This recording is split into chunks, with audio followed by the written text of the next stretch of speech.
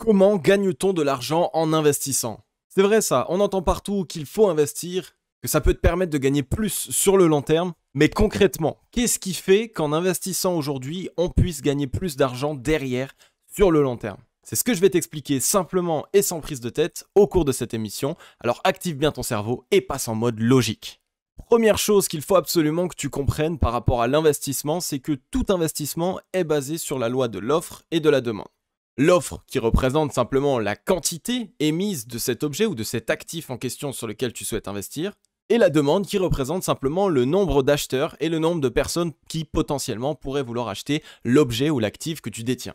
Donc logiquement, tu l'auras compris, si la quantité est faible et le nombre d'acheteurs est important, alors évidemment, ça va entraîner le prix de l'actif en question à la hausse. Et c'est très simple à expliquer, étant donné que l'objet en question va prendre de la valeur parce qu'il est très demandé, et en plus de ça, il a une quantité qui est limitée, donc il est très difficile de mettre la main dessus et de le détenir, qui va tout simplement et naturellement faire monter le prix de l'actif ou de l'objet. Si la quantité est faible et le nombre d'acheteurs est élevé, eh bien très naturellement, le prix de l'objet en question ou de l'actif en question risque de prendre de la valeur. Tout simplement parce que l'objet gagne en rareté et les gens, eux, sont donc prêts à payer plus cher pour avoir le privilège de détenir cet objet, cet actif ou quoi que ce soit. Eh bien pour l'investissement, c'est exactement la même chose. On cherche à acheter quelque chose qui est rare et que tout le monde s'arrache pour pouvoir le vendre plus cher. Donc la première chose que tu dois absolument retenir lorsque tu souhaites investir ton argent, c'est que tu es toujours basé sur la loi de l'offre et de la demande. Et donc pour ne pas investir bêtement dans quelque chose qui ne prendra pas de valeur, assure-toi à minima que l'offre soit limitée, donc qu'il y en ait peu, et surtout, absolument, tu dois t'assurer qu'il y ait beaucoup d'acheteurs. Deuxième point très important et que tu dois absolument brancher dans ton esprit, c'est que l'investissement est partout et ce depuis la nuit des temps.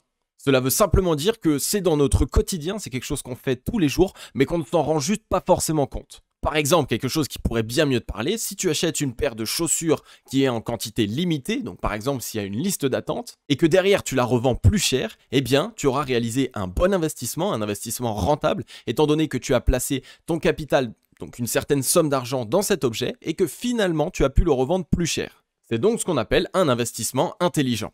Si par exemple aussi tu achètes des bijoux en or parce que là dans l'instant T tu as du cash, alors tu as aussi investi intelligemment ton argent, étant donné que tu as utilisé de l'argent que de toute façon tu allais dépenser bêtement et que tu l'as investi dans quelque chose qui prend de la rareté, étant donné qu'on le sait, l'or ça reste quelque chose de précieux et c'est quelque chose qui, au plus on va avancer dans le temps, au plus évidemment ça va devenir de plus en plus rare.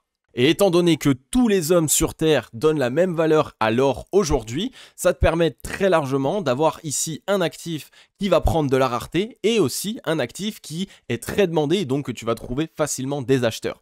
Donc là, encore une fois, tu pars sur un investissement, c'est quelque chose de tous les jours. Quand on achète des bijoux, on ne s'en rend pas forcément compte, mais si on achète du vrai or, ça peut être totalement un investissement sur le long terme. Et donc, à la base, on s'est fait plaisir, mais par la même occasion, ça va nous servir par la suite à conserver notre argent.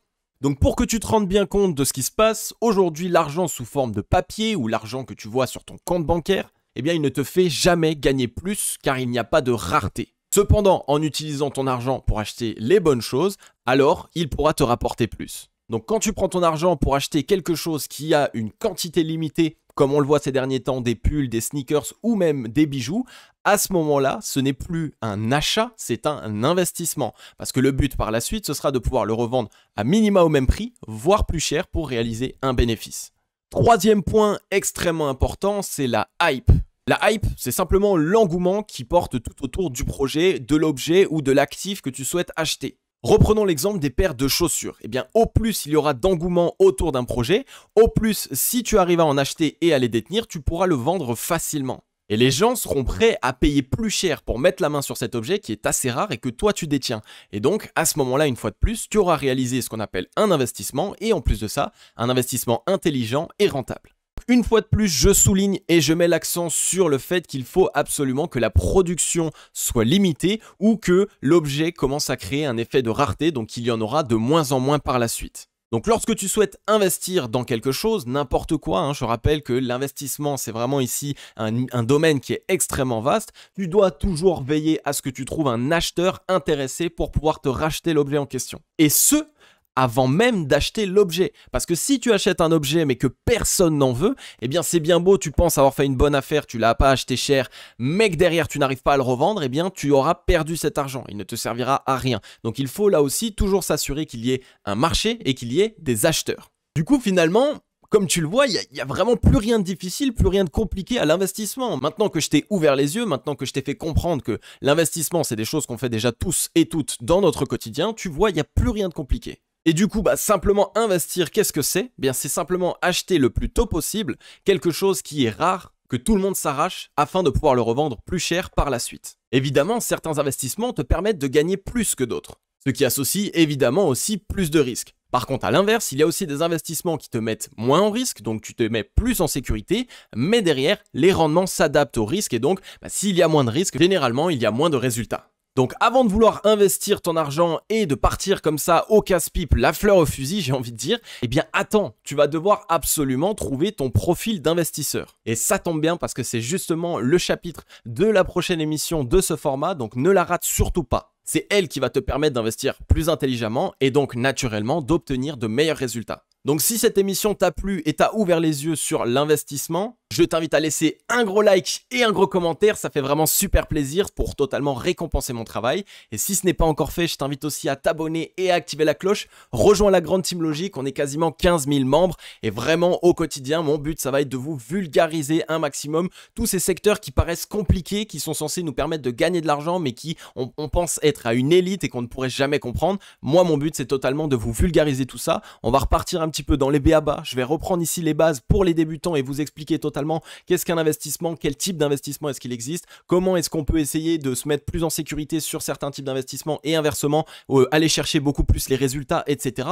Tout ça c'est mon taf au quotidien et je vais vous aider dans ça. Donc n'hésitez pas, rejoignez la grande team Logique et si vous avez kiffé ce type de format, ce nouveau type de contenu, dites-le moi aussi dans les commentaires, ça va totalement me permettre de savoir si vous kiffez, que je vous en fasse évidemment de plus en plus pour vous aider, pour vous accompagner.